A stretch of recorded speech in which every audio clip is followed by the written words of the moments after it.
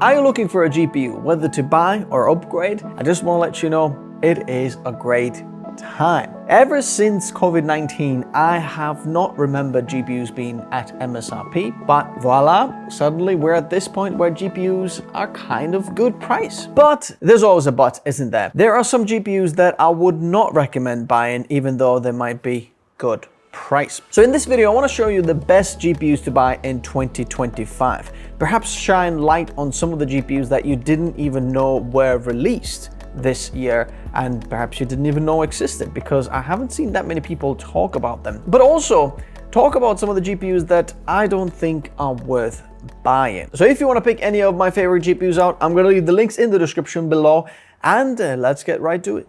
So before we get to the actual GPUs that I would recommend buying, there are a few different series of GPUs released in 2025 that I think, number one, look absolutely amazing, and I don't see a lot of people talk about, so I really want to talk about these first. Number one, in no particular order, is the MSI INSPIRE series GPUs. If you look at the design of those GPUs, they are just amazingly minimalistic. Plus, they have lots of interesting sizes. They have RTX 5050, 5060, ITX, and two-fan configuration. The ITX is kind of very small, which is interesting. Perhaps if you're looking to build a very small PC, then I haven't really seen any cards that size, so that's an interesting on its own. We've got 5070, 5070 Ti, and 5080. But at that point, I'm wondering, why stop at 5080 and not 5090?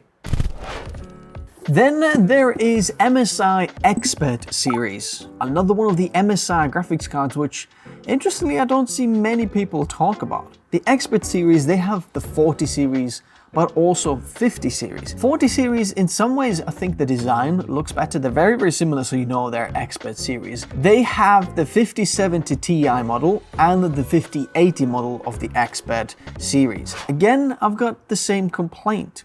Why not 5090? These look absolutely amazing. Do you agree? Next up, we've got the SAPPHIRE NITRO series GPUs. They've got the 9070 XT, 9070, and 9060 XT, everything overclocked versions, obviously. And look at the design of that. It just looks minimalistic. It looks like uniformed.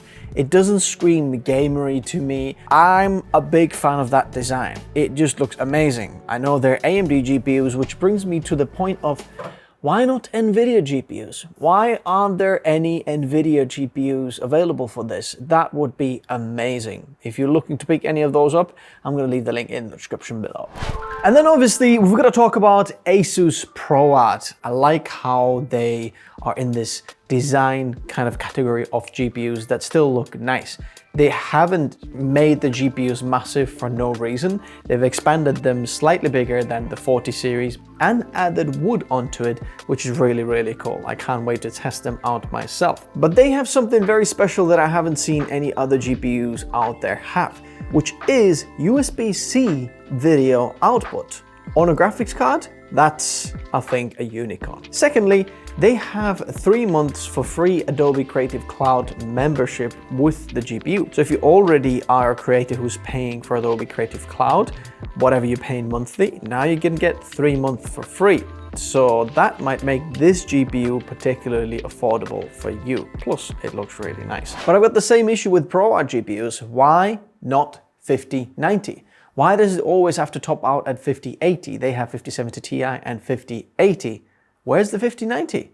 Come on, guys. And finally, there's the NVIDIA RTX 50 series Founders Edition, especially the 5090, that I think NVIDIA just absolutely nails their design with it. Very closely, probably the best design out of them all. Would you agree or not? Here's the thing, NVIDIA's managed to also make it the slimmest. The only 2-slot 5090 on the market at this point, which is pretty insane. Also, the minimalistic design. I like the approach NVIDIA is going with their Founders Edition. It just hits the mark so well. Do you agree? But what about the performance? There are two amazing GPUs that I would like to mention for performance. And this is for people who want to take it to another level with the GPUs. Number one being the ASUS Noctua RTX 5080. It's the quietest GPU and the best air cooling GPU you can buy, full stop, period. It's absolutely insane. In terms of performance, it's just got so much in store. If you want to learn more about it, I've got a dedicated video on the channel. Secondly, I want to mention the Zotac Arctic Storm 5090. In terms of getting all of the performance out of a 5090 while maintaining it very cool, this is amazing GPU. I was so impressed when we tested it in terms of the cooling performance. Amazing GPU. If you want to get something a little bit more extra, highly recommend checking this one out.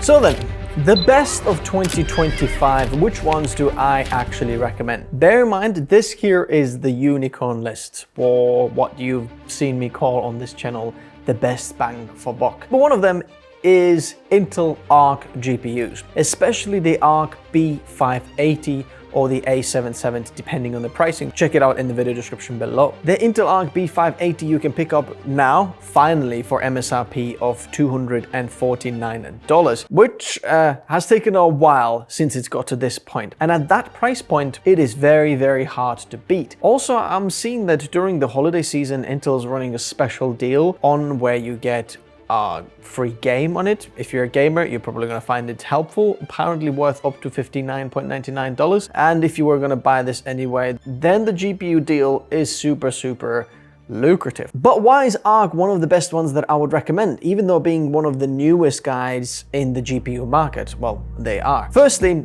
Arc is absolutely amazing at photo and video editing. If you're doing creative application for photo and video at that price point, unbeatable. Absolutely, full stop, period. Have a look at my reviews on the channel. It is really good, especially if you're a video editor who likes to edit mirrorless camera footage that is H.264 or 10-bit 422. Then the Intel Arc will offer you Intel QuickSync, which is hardware accelerated on the timeline. So if you are going with AMD Ryzen platform, for example, you have 9950X as the CPU, but that doesn't have the iGPU, which you usually get with Intel CPUs to get the Intel QuickSync. Then now suddenly with this dedicated GPU, voila, you've got Intel QuickSync on AMD Ryzen platform, which is just amazing. There's also 12 gigabytes of VRAM on the B580 and 16 gigabytes of the A770, which is amazing. Bear in mind, the B series is the newer series and A series is the older series. They're going down the alphabetic list if you're new here. There are some downsides for the Intel Arc as well, which is 3D performance. If you're looking for any 3D application, not really, there. But regardless of that, amazing GPU that I could recommend. Links in the description below. Number two is the RTX 5070 Ti. Now, of all of the RTX 50 series GPUs, that is just the best sweet spot in there. In fact, I'm gonna let you in a little secret. The 5070 Ti is a baby 5080. So it's the same GPU die, but when they found that 5080 is not quite hitting the 5080 mark, they maybe just removed some of the cores and just turned something off on the 5080 GPU die. And then now voila, you've got 5070 Ti, which is roughly around, 0 to 10%, up to 10% slower than the 5080, yet so much cheaper than the 5080. You still get 16 gigabytes of VRAM, you get basically all of the benefits of the 5080, and you have 2 encoders on the 5070 Ti. Anything below that is gonna have one. So if you're doing a lot of streaming or encoding the footage, then the 5070 Ti has an edge in there. 5080 has 2 of each, 2 decoders, 2 encoders, but the 5070 Ti, they had to take something away. But regardless, when testing them side by side on video editing, for example, there is not that much difference as you would see on the price point. That is an amazing unicorn. If you are new to video editing or on this channel, basically 5070 Ti offers you H.264 and 10-bit 422 timeline playback super smooth. Remember what I just mentioned about Intel QuickSync? Yeah, this is even better. This is better than Intel QuickSync, which has never ever happened before. NVIDIA's always offered